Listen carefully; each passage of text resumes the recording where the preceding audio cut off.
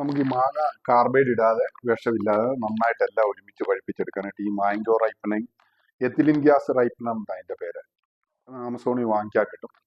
ഇത് ethylene gas ഒരു സാഷയ അതൊന്നും വെള്ളത്തിലൊന്ന് ജസ്റ്റ് മുക്കിയിട്ട് നമ്മൾ വെച്ച് കഴിഞ്ഞാൽ എത്തിലിൻ ഗ്യാസ് ഉണ്ടാക്കും. ആ ഗ്യാസ് വെച്ച് ഇത് എക്സ്പോർട്ട് എല്ലാം ചെയ്യാനായിട്ട് ഇത് വെച്ചാണ് മാങ്ങ പഴുപ്പിക്കുന്നത്. ജസ്റ്റ് ഒരു സാഷ എടുക്കുക. 5 കിലോ മാങ്ങ പഴുപ്പിക്കാനായിട്ട് ഈ ഒരു സാഷ മതി.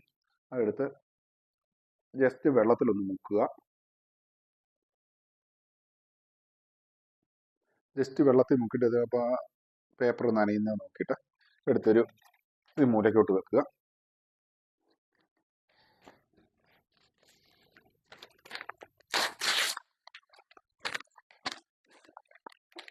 ന്യൂസ് പേപ്പർ ഇട്ട് ഒന്ന് കവർ ചെയ്യുക. എന്നുവെച്ചാൽ നമ്മുടെ ഈ മാങ്ങ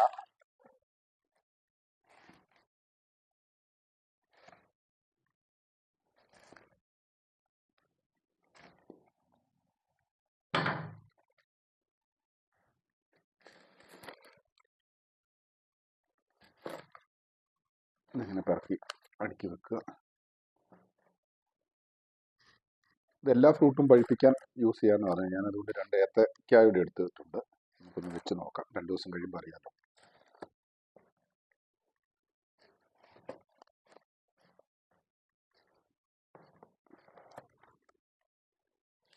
എന്നിട്ട് ഇതിൻ്റെ ടോപ്പും പേപ്പർ വെച്ച് കവർ ചെയ്ത്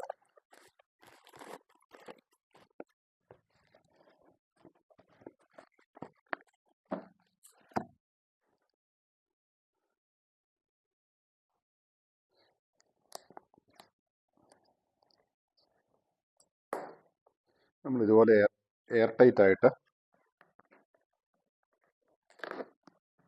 ഈ ഗ്യാസ് ഇതിനകത്ത് നിൽക്കണം, നല്ലപോലെ തങ്ങി നിൽക്കണം. അതുകൊണ്ട് എയർ ടൈറ്റ് ആയിട്ട്